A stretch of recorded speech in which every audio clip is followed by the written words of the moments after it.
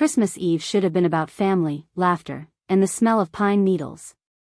Instead, I sat quietly in my son's living room while he handed his mother-in-law the keys to a brand new $60,000 BMW. Cameras flashed, champagne popped, and everyone cheered. Then came my turn. My son's wife smirked as I unwrapped my gift, a plastic piggy bank with exactly 3 crumpled dollar bills inside. The room erupted in laughter. I just smiled, placed the piggy bank back on the table, and wished them all a Merry Christmas. Nobody noticed when I left early. But the next morning, their doorbell rang. On the porch sat a plain box with my name on it. When my son's wife opened it, her scream rattled the entire neighborhood, and that was only the beginning. My name is Robert Hale. I'm 61 years old, retired after 3 decades as a contractor, and a man who once believed Christmas was about family, gratitude, and a warm fire cracking in the hearth. That belief was tested last Christmas Eve, the night my own son humiliated me in front of his in-laws. I raised my boy, Daniel, as a single father after his mother passed when he was 12. I taught him to drive, how to swing a hammer, and even how to get a trout when he begged for fishing trips.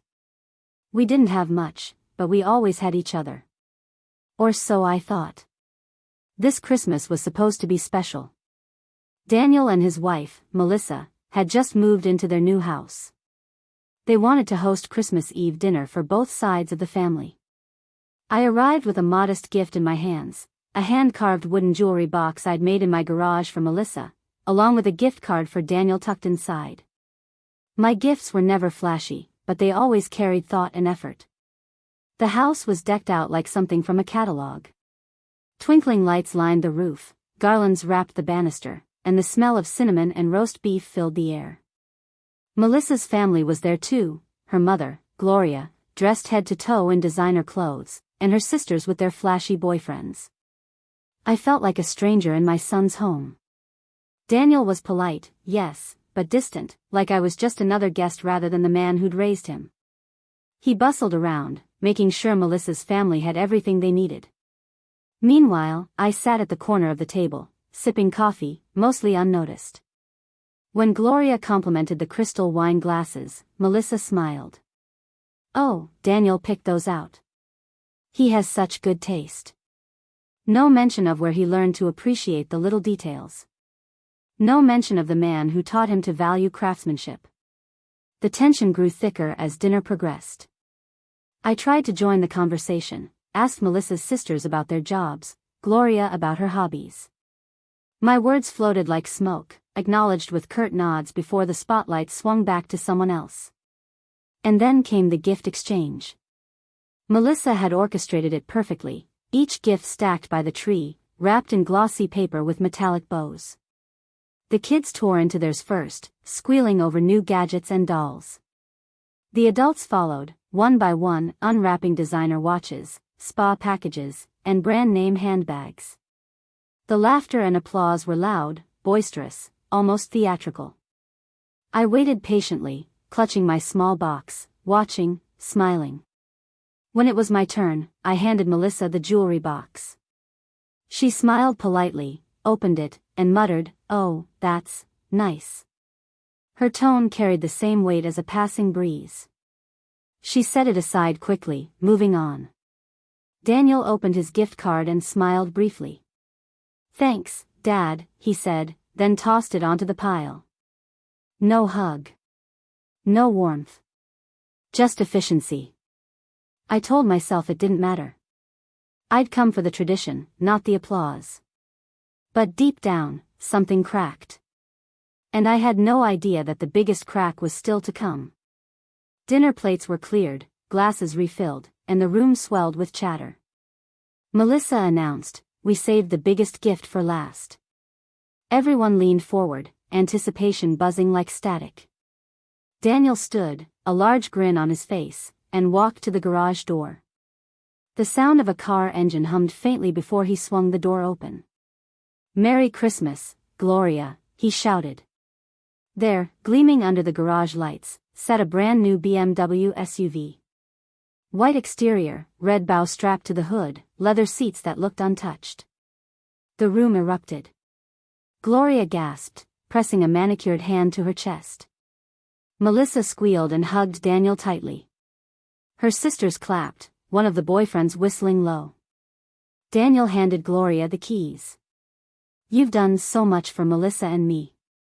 We wanted to thank you." Gloria hugged him like he was her own son. "Oh, Daniel, you shouldn't have. But it's perfect." The cameras came out. Phones snapped pictures, videos were recorded, laughter bounced off the walls. I sat frozen at the table, my coffee growing cold in my hand. I wanted to be happy for him, I did. But as I watched my son beam at his mother-in-law, the woman he'd known for barely 5 years, I couldn't help but feel invisible. Melissa's voice rang out, "Now this is how you give a gift." The word stung. I shifted in my chair, clutching the jewelry box I'd made. Compared to a $60,000 car, it was nothing. Sawdust and glue. Then Gloria, basking in attention, turned to me. "Robert, what did you bring tonight?" The question was casual, but all eyes swung to me. My chest tightened. I swallowed hard and set my small wrapped package on the table. "Just something simple," I muttered. Melissa tore the paper open. When she saw the jewelry box, she forced a smile. "Oh, how quaint." A few chuckles rippled through the room. One of her sisters whispered, "Looks homemade."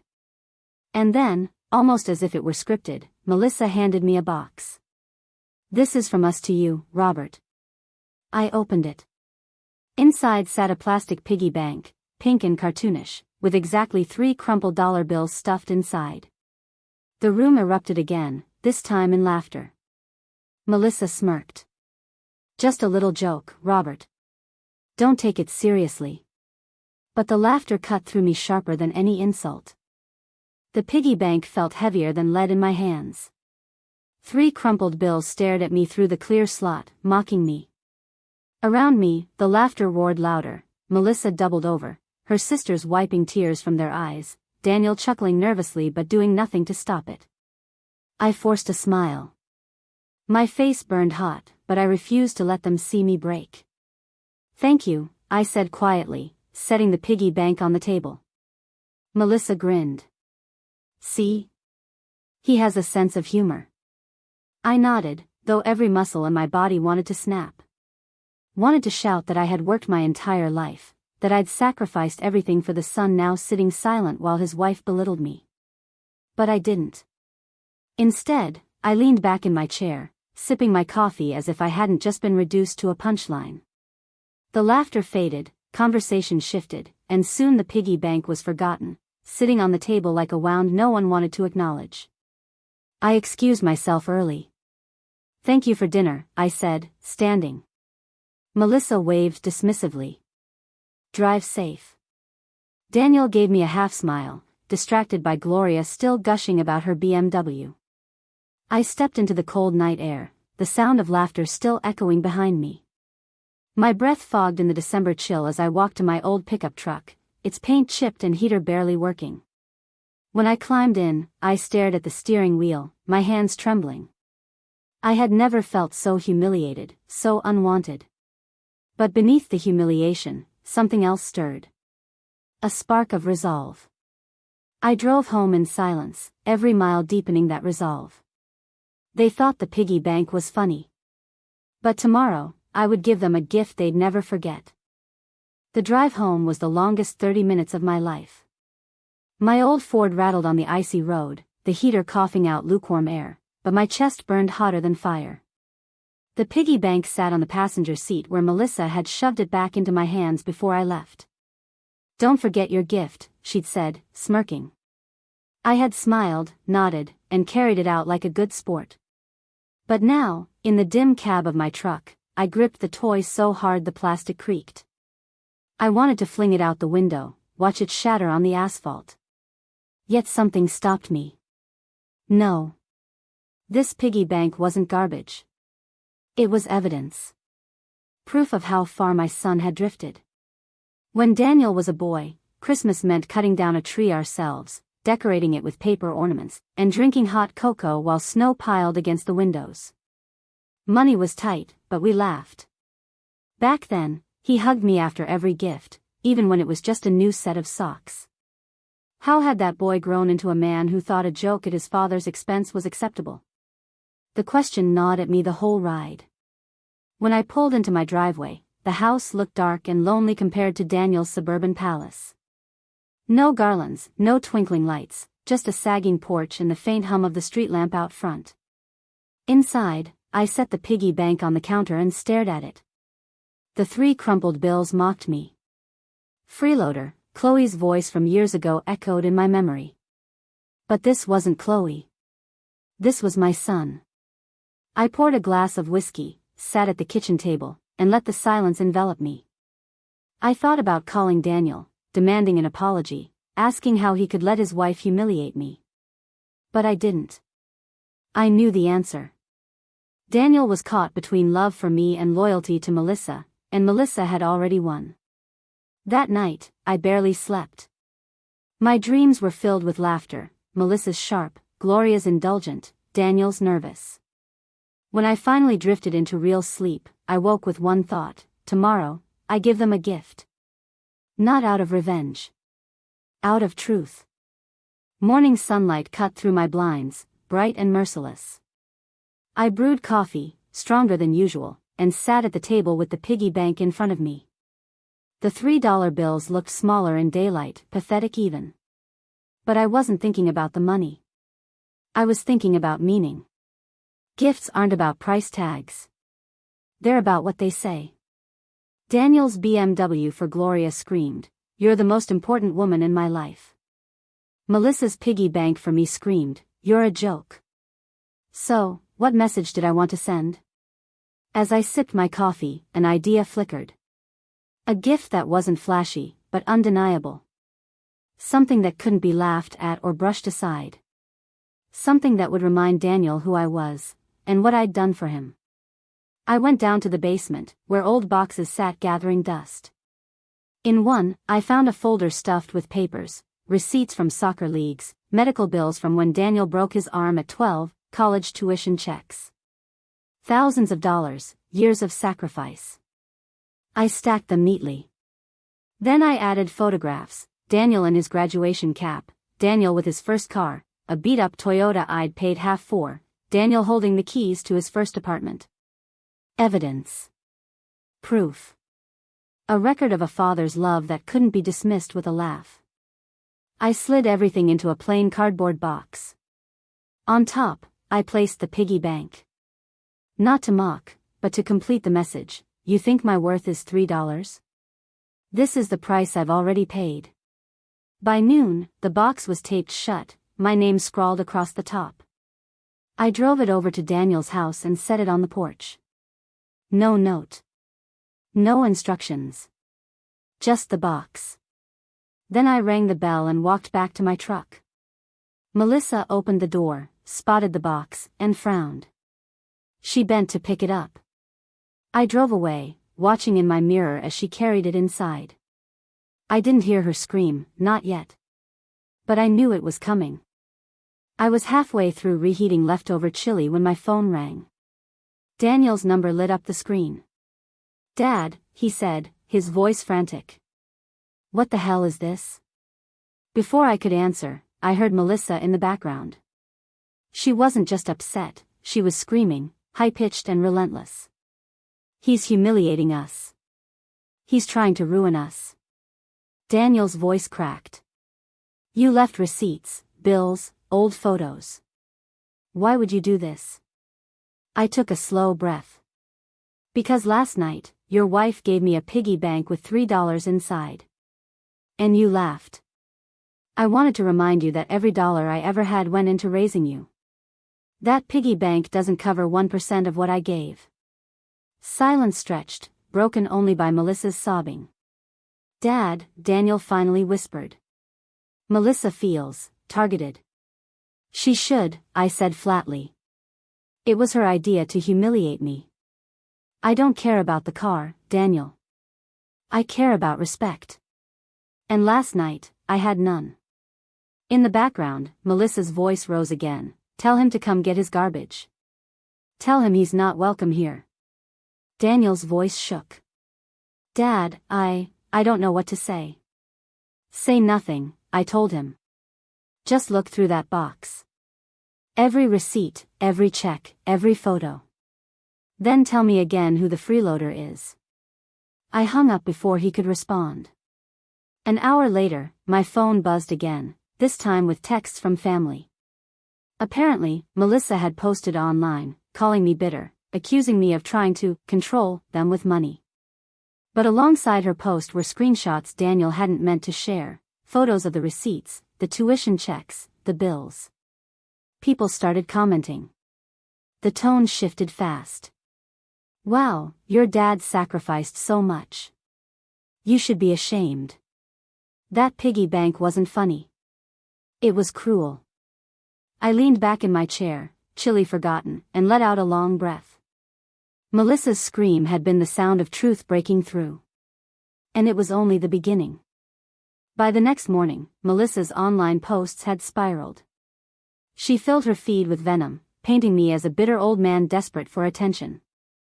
She called the box emotional blackmail. Screenshots of the piggy bank were paired with mocking captions. Guess some people don't understand jokes. Her friends chimed in with sympathy, the kind that only fuels fire. So toxic. Cut him off, girl. You don't need that negativity. But the comments under Daniel's accidental screenshots told a different story. People praised me, shamed them, and called Melissa ungrateful. The tide was turning, and Melissa hated it. Around noon, my phone rang again. Daniel's voice was strained. Dad, Melissa is furious. She says you embarrassed her in front of everyone. She wants you to apologize. I laughed bitterly. Apologize? She gave me a piggy bank with $3 in it, Daniel. That was humiliation. What I gave her was the truth. She says you crossed a line, he muttered. Maybe I did, I said, but sometimes the line has to be crossed for someone to finally see it. Through the phone, Melissa's voice shrieked in the background. If he sets foot in this house, I'll call the police. Daniel tried to calm her. Melissa, stop. It's not. The call ended abruptly. That evening, Daniel showed up at my house alone. He looked exhausted, dark circles under his eyes. Dad, he said, collapsing onto the couch, she won't let it go. She says you hate her. That you're trying to drive a wedge between us. I folded my arms. I don't hate her. I hate how she treats me. There's a difference. Daniel buried his face in his hands. She's threatening to take the baby and go to her mother's if I don't cut you off. The words hit me like a blow.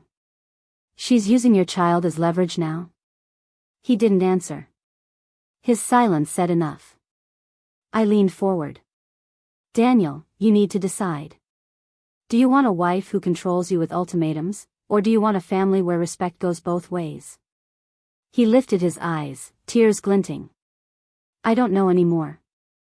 I put a hand on his shoulder. Then maybe it's time you found out. The next week was chaos. Melissa doubled down, cutting off all communication between me and Daniel. She blocked my number from his phone, locked down their social media, and sent word through relatives, Robert is toxic. Stay away. But Daniel wasn't blind. He managed to sneak a visit on his lunch breaks. We'd sit in my kitchen, sipping coffee, speaking in hushed tones like fugitives. Melissa says the box was cruel, he told me one afternoon. But when I look at those receipts, Dad, I can't ignore it. You gave up everything for me. I didn't give it up, I corrected gently. I gave it to you. That's what parents do. But respect was supposed to come with it. He nodded slowly. She doesn't see it that way. She doesn't want to, I said. Meanwhile, Gloria, Melissa's mother, entered the fray. She called me one evening, her voice dripping with disdain. Robert, what you did was petty. A real man gives without keeping score. I bit back a laugh. Easy to say from the driver's seat of a $60,000 car. She scoffed. That gift was from Daniel, not you. Maybe if you were more successful, he wouldn't have to spoil me instead. Her words stung, but I let them roll off. Gloria had always seen me as beneath her, a rough-handed contractor who didn't belong in their polished world. After I hung up, I realized something. Melissa wasn't just spoiled. She was her mother's daughter.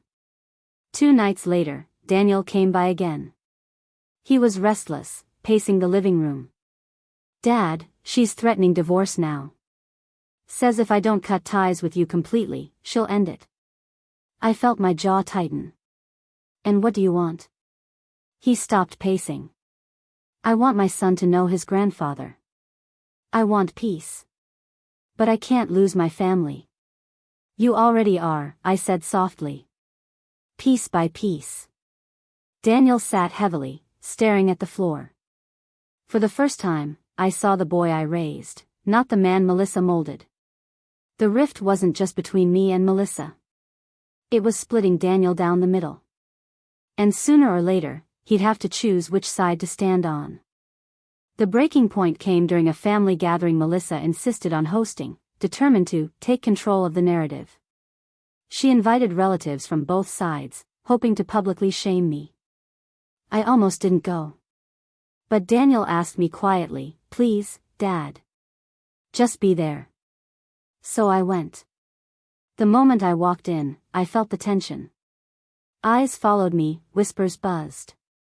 On the mantel, framed photos of Gloria with her new BMW sat proudly, like a crown jewel. Melissa stood tall, her voice carrying over the chatter. Since some people think they can embarrass this family, let's set the record straight. She gestured toward me. Robert thinks he can guilt us with his sacrifices. But this is our home now, our life. He needs to accept that. Gasps rippled. Some nodded, others looked uncomfortable. I stayed silent, letting her dig her own grave. Then Daniel stood. His face was pale but resolute. Melissa, stop. This isn't about Dad embarrassing anyone. It's about you disrespecting him. Her eyes widened. Daniel. No, he cut her off. He raised me alone. Paid for everything. Made sure I had a future. And you think giving him a piggy bank was a joke? That wasn't funny. It was cruel. The room froze. Gloria snapped, "Don't you dare speak to her like that." But Daniel didn't flinch. "You've both treated my father like dirt. And I'm done pretending it's okay." Melissa's face twisted with fury. "So it's him or me?" Daniel's voice broke. "Don't make me choose." But we all knew she already had. The night ended in chaos, shouting, tears, relatives storming out. I left quietly, my chest aching. The box I'd left had done its job. It had exposed the truth. But the cost was tearing my son's marriage apart. The days that followed were a blur of fallout. Melissa packed bags and moved back to Gloria's house, dragging their son with her. She filed papers for separation almost immediately, citing toxic family interference.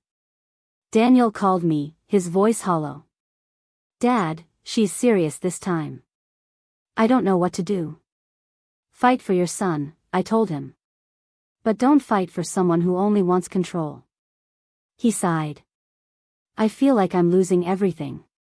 "You're not," I said firmly. "You're gaining clarity." Meanwhile, Melissa's online crusade escalated. She painted herself as a victim, but cracks showed. Friends unfollowed her. Comments turned against her. People started asking, "Why would you treat your husband's father that way?" Gloria doubled down, defending her daughter, but her words sounded hollow next to the receipts Daniel had reluctantly shared. One evening, Daniel showed up at my door with his son asleep in the car seat. His eyes were red, his hands trembling. She said I had to choose. I chose. I hugged him, my throat tight. "You did the right thing." We carried the baby inside, laying him gently in the spare room I'd prepared just in case. The house, once quiet and lonely, now echoed with the soft breaths of new life. That night, Daniel sat at the table, staring at the piggy bank I'd kept on the shelf. "I laughed when she gave this to you," he admitted. "And I'll regret it forever." I put a hand on his shoulder. "Don't regret it. Learn from it." The silence stretched, but it wasn't heavy this time. It was healing. Christmas had begun with humiliation. It ended with a scream. And now, in the aftershocks, something unexpected was taking root: respect, fragile but real. The war wasn't over. But for the first time, I felt like we might actually win. Daniel stayed at my place for several weeks. Melissa refused to answer his calls except to hurl insults or demand money. Gloria blocked him entirely. It was as if mother and daughter had decided to erase him, rewrite him as the villain. But Daniel wasn't the same man he'd been before. Nights at my kitchen table, he reread the receipts from the box. "Dad," he whispered once, "I never realized how much you gave up for me. I thought those things just happened. College, braces, that car. I didn't know how many hours you worked." I smiled sadly. That was the point of the box. Not to shame you. To remind you. To show Melissa that respect isn't measured in car keys but in sacrifice. Daniel nodded, eyes wet. "She won't see it. But I do now." Meanwhile, Melissa escalated her campaign. She filed for full custody of their son, claiming Daniel was unstable and under toxic influence from his father. Her lawyer even cited the box I'd left as evidence of manipulation. When Daniel told me, my stomach dropped. "She's twisting it." "Yeah," he muttered. "But the judge will look at everything: financial history, stability, parenting. You've got the documents. They prove you supported me every step." For the first time, I realized the box wasn't just symbolic, it was legal armor. Evidence of a lifetime of responsibility, contrasted against Melissa's performative cruelty. At the custody hearing, Melissa tried to spin her story. She described me as bitter, controlling, obsessed with the past. She painted Daniel as weak, incapable. But when our lawyer presented the receipts, tuition checks, and bills, the courtroom fell silent. Page after page proved sacrifice, responsibility, and commitment. Daniel's story wasn't one of neglect. It was one of being raised by someone who gave everything. The judge frowned at Melissa. Mocking a parent with a piggy bank and then dismissing years of support does not reflect positively on your maturity or judgment. Melissa's face crumpled. Gloria looked ready to combust. The gavel struck. Shared custody awarded to Daniel. That night, Daniel hugged me tighter than he had in decades.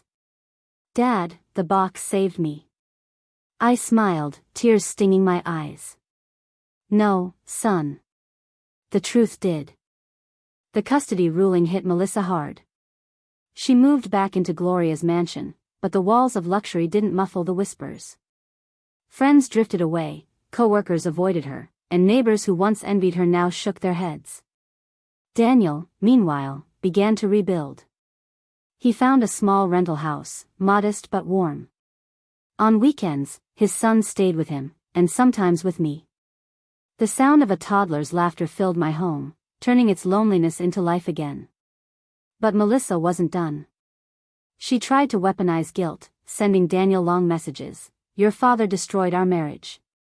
He'll poison our son against me." Daniel showed me the texts. I shook my head. She still doesn't get it. I didn't destroy anything. Truth just exposed the cracks she built on. Daniel exhaled. I almost let her convince me. Almost. Months passed. Slowly, Melissa's voice grew quieter. The online posts dwindled. The BMW that once symbolized glory now sat idle in Gloria's driveway, a monument to a gift that cost them respect. One spring afternoon, Daniel and I stood in my yard while his son toddled across the grass. Daniel turned to me. "Dad, I'm sorry. For laughing at that piggy bank. For staying silent when Melissa mocked you. I placed a hand on his shoulder. Apology accepted. But the real gift is this. I nodded toward his boy, who squealed with delight chasing a butterfly. Daniel smiled. He'll grow up knowing the truth. And knowing respect, I added. In that moment, I realized something profound. Melissa had tried to reduce me to $3 crumpled in a toy piggy bank. But the truth I gave back, the box, was priceless. It saved my son, my grandson, and maybe even myself. The aftermath wasn't about revenge. It was about restoration. And we were finally on the path to it. It happened at the grocery store of all places. I was reaching for a carton of milk when I heard her voice, sharp, familiar. Melissa. She stood there with Gloria, both dressed impeccably, carts piled high with organic goods. When her eyes met mine, the air froze. Well, she sneered, if it isn't the martyr himself. I set the milk in my cart calmly. Melissa. Gloria crossed her arms. You should be ashamed, Robert. You tore this family apart. I met her gaze evenly. I didn't tear anything apart. I just stopped letting myself be the punchline. Melissa's lips curled. You think you won? Daniel may have custody, but he's miserable. You've poisoned him. I shook my head. No. What poisoned him was disrespect. He finally chose respect instead. Her face flushed. You'll never see me beg for forgiveness. I don't need you to, I said quietly. Because forgiveness isn't for you. It's for me. Gloria scoffed, but Melissa's eyes flickered, a crack in her armor. For just a second, she looked uncertain. I leaned on my cart. Melissa, someday your son will grow up. He'll see the truth, not because I tell him, but because he'll feel it. He'll know who respected family, and who mocked it. That's not a story I have to write. That's a story life will show him. Melissa's jaw tightened. She turned away, muttering, "Come on, Mom." I watched them walk off, their heels clicking sharp against the tiles. And for the first time, I felt no anger. Only peace. The confrontation I dreaded for months had ended not with screaming, but with clarity. They could keep their pride, their bitterness, their BMW. I had my son. I had my grandson. I had the truth. And that was worth more than anything they could ever give. Spring turned into summer, and life found its rhythm again. My mornings were filled with coffee on the porch, listening to birdsong instead of echoes of humiliation. In the evenings, Daniel often came by with my grandson, Ethan Jr. The boys' laughter ricocheted through the house like sunlight breaking shadows. It wasn't the life I'd imagined, but it was a good one. One Saturday afternoon, Daniel and I worked on fixing his old lawnmower in my garage. Grease stained our hands, and the smell of oil filled the air. For the first time in years, I felt like we were back to where we'd been when he was a boy, side by side, learning, building, laughing through frustration. "Dad," Daniel said suddenly, tightening a bolt, "do you ever regret it? Leaving that box on the porch?" I thought about it. The laughter, the piggy bank, the humiliation. Then the scream, the fallout, the custody ruling. I wiped my hands on a rag. No. That box wasn't revenge. It was the truth. And sometimes truth has to shout when respect won't listen. Daniel nodded slowly. It woke me up. I don't know where I'd be if you hadn't done it. I placed a hand on his shoulder. Son, you would have found your way eventually. But I'm glad I was there to nudge you. Later that evening, after Daniel left, I found myself staring at the piggy bank on the shelf. I'd kept it, not as a wound, but as a reminder. Life can reduce you to $3 crumpled if you let it. Or you can choose to show your worth in actions, sacrifices, truth. Weeks later, Melissa requested a meeting through Daniel. Against my better judgment, I agreed. We met at a neutral spot, a quiet cafe. She looked tired, less polished, shadows under her eyes. "Robert," she said stiffly. I still think what you did was cruel. But I also know I crossed a line. I sipped my coffee. Cruelty is a piggy bank with $3. Truth is a box full of sacrifice. Her jaw clenched, but she nodded slightly. Maybe. We didn't reconcile. We didn't hug. But the simple acknowledgement was enough. It wasn't forgiveness, but it was closure. When I got home, I realized something profound. Legacy isn't about gifts or cars or shiny gestures. It's about what you build in others, the values, the respect, the lessons they carry forward. Melissa could keep her pride. Gloria could keep her BMW. My legacy was sitting in the next room, playing with toy cars, calling me Grandpa. And that was enough. The year rolled around quickly. Before I knew it, Christmas approached again. This time, Daniel insisted on hosting at his modest rental. No fancy chandeliers, no catered meals, just a small tree, homemade decorations, and a living room filled with warmth. When I walked in carrying a simple bag of gifts, Daniel met me with a hug. A real one. "Merry Christmas, Dad," he said, his voice thick with emotion. The evening was everything last year hadn't been. We laughed, shared stories, and passed plates of food without judgment or tension. My grandson toddled around the room, tearing at wrapping paper, more excited by the boxes than the toys inside. When it came time for gifts, Daniel handed me a small package. "This is from me and Ethan Jr.," he said. I opened it carefully. Inside was a photo frame. The picture showed 3 generations, me, Daniel, and my grandson, taken during one of our backyard barbecues. Below it, engraved into the frame, were the words, "Respect is the real inheritance." Tears blurred my vision. I pulled Daniel into another hug. This is worth more than any BMW. Melissa wasn't there that night. She and Daniel were still separated, though not yet divorced. But for once, her absence didn't ache. It was simply peaceful. As I drove home that night, snowflakes dusting the windshield, I thought about the journey from humiliation to healing. The piggy bank. The box. The scream. The fallout. And now, the quiet redemption of family rediscovered. When I stepped into my house, I placed the framed photo beside the piggy bank on the shelf. 2 artifacts of the same story, one symbolizing disrespect, the other restoring dignity. I poured a glass of whiskey, sat by the window, and whispered into the night, "Merry Christmas." This time, the words weren't laced with bitterness. They were wrapped in gratitude. Because sometimes, the greatest gift isn't what's under the tree.